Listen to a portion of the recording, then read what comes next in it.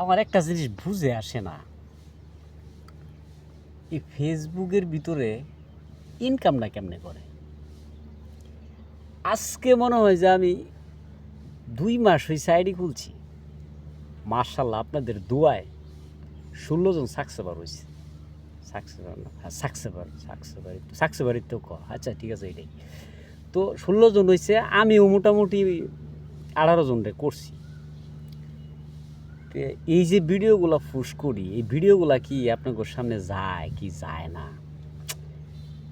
তাহলে আমার ID viral হইতে কতদিন সময় লাগবো, আর এই আইডি থেকে টাকা কামাইতে কতদিন সময় লাগবে। তো আমি একটা জরিপ করছি যে মনে হয় যে আমার আমলে এটা হইতো না। আমি যদি কইরা মইরা থুয়ে যাইতে পারি, তাইলে আমার পুতে কিংবা আমার নাতি তারা মনে কামাইতে পারবো।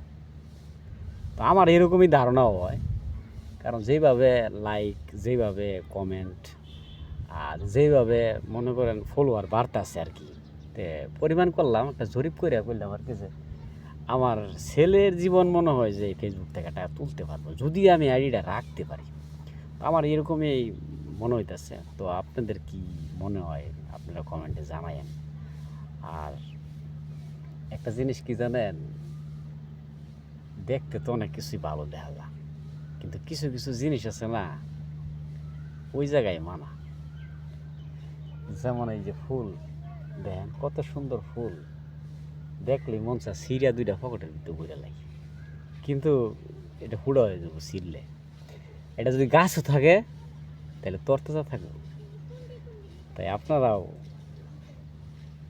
এইটার বিবেচনাটা করেন। আমি পুরোটা কইতে পারলাম না, অন্য ভিডিওতে কই এমনি রাইখা দিই। আল্লাহ হাফেজ।